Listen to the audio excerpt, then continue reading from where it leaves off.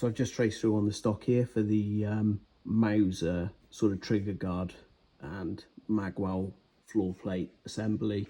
I've used one of these on another rifle that I've modified by cutting down, and I think it will work pretty well on this. So all I need to do is go 6mm deep with a 16mm cutter onto the ends, which will allow it to mount on the original flat spots, and then just pass it through with the milling cutter straight through there, and all the gauges for the pressure fill and the regulator and everything will just show through there.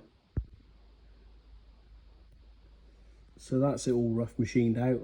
I'll finish it with a hand file so I can be a bit more accurate with it into the corners, and then I'll throw up the trigger guard and see how we get on. Well, as you can see, I've made an absolute mess, so I'm going to call it a night here, but I've roughed out what I want the stock to look like with the obviously the shape in the cone. This is the sort of detail that I wanted, coming into a point here, and then I also want it coming into a point here, so it's got a nice fitment around the pad of the thumb. But I also want to be able to shoot it with a thumb over and a thumb side grip as well. So I'll probably put a bit of shape into here, and it needs a little bit more taken out through here. But so far, it's obviously just roughed out with 40 grit on the DA at the moment, but we're starting to get somewhere. So yeah, I'm reasonably happy with that so far. The obviously the bottom here is all now machined out to accept a K98 trigger guard. All of the inside is now machined out to take the action. So if I just fit that up now, we can get a rough idea what it's going to look like. So this is what we've got so far. As you can see, the Mauser floor plate will fit in here quite nicely, trigger guard even. And then what I'll do is on this one I've actually put it on so it doesn't come off, and I bored a hole in it for the air gauges on the K98 that I made. But on this one I'm going to have it so the floor plate is still sprung and removable, so the fill port for the probe and everything and the adjustment and what have you is all under there, and so are the regulators. And then obviously on top the stock sits nicely now around the action. I've obviously got a bit more to machine out for the bolt, but I haven't decided quite what I'm going to do with the bolt. There was a chap on the airgun forums who put a Remington 700 bolt handle on the back of his bolt, which did actually look quite nice. So I'll decide what I want to do over Christmas, because I probably won't get any more time on this now. But yeah, overall, so far, if I can prop it up, quite happy with how this has turned out so far. I can't prop it up, so yeah, that's where we're at so far.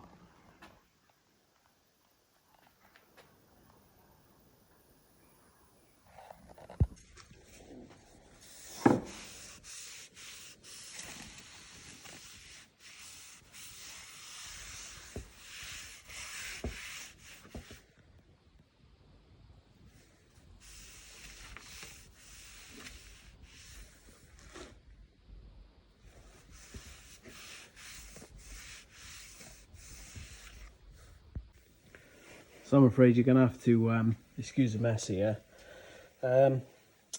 Just got round to slimming the stock down a little bit, taking some of the weight out of it. I've taken about 2mm off each side through the fore end here, just to give it a little bit more shape and obviously take some of the bulk out of it. I'll put a bit more shape in around the pistol grip here. It is actually symmetrical, but the grain makes it look like it's not, but it is somewhere near. And then one of the three main things I wanted on this rifle to make it stand out was a brick red Larson butt pad even. So as you can see from the state of my bench, I've fitted that and sanded it all down so it now fits the stock nice and tight. And yeah, that was one of the main things on the plan that I wanted. So if I just stick a bit of acetone on this now,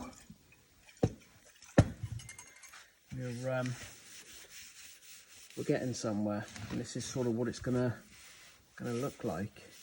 We are nearly there. I think I'll have to start going through the grades now on the stock and start getting it down, you know, to sort of 400 grit and see where we're at. But the actual shape that I've got in it at the moment, I'm quite happy with. So I've got this thing back on the mill just to cut a slot in the back here, which I know looks quite big, because I want to fit like some sort of faux rear bolt off a Mauser. So again, 32mm ball cutter straight through there just to give it a bit of clearance through the back, and I'll have a look now at fitting this bolt up and then work out where we're going to sort of machine it to put a bolt handle so it just looks a little bit neater.